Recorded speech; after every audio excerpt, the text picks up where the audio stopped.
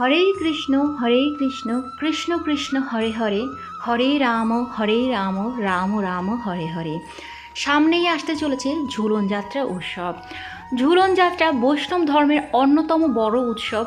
রাধাকৃষ্ণের প্রেম উদযাপন করা হয় এই উৎসবের মধ্যে দিয়ে।